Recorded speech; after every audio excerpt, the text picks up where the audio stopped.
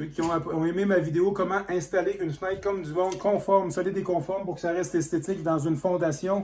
Regardez le futur de ceux qui ne le font pas du tout. C'est simple. Je vous l'ai toujours dit, du béton, il faut toujours qu'il y ait l'équivalent de R5 par-dessus le béton. Il ne faut jamais, mais jamais, au grand jamais, avoir du béton nu pensant que ça fonctionne.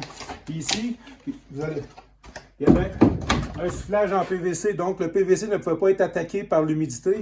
Et pourtant, en bas, on a de l'eau, le plancher flottant a commencé à lever, simplement par l'accumulation de condensation qui s'est faite ici. J'ai des gens qui m'ont posé des questions que leurs soufflages de fenêtre en MDF sont tous gonflés. C'est parce que probablement qu'il n'y a pas d'isolant. Puis regardez, quand je vous dis qu'il ne faut pas qu'il y ait jamais, mais jamais de béton sans isolant. Regardez ce que ça fait.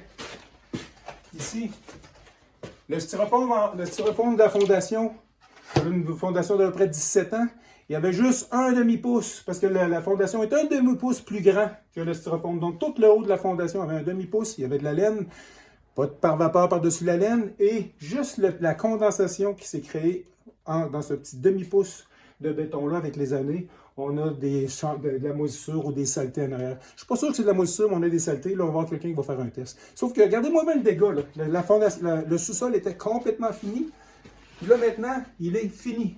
C'est un jeu de mots, là. Comprenez? Fait que ici, quelqu'un s'est amusé à faire son sol lui-même, bravo, sauf qu'il manquait quelques notions. Puis regardez ce que ça fait. Là, on a un méchant dégât, on se ramasse dans un chantier, et pourtant, c'était très beau, là.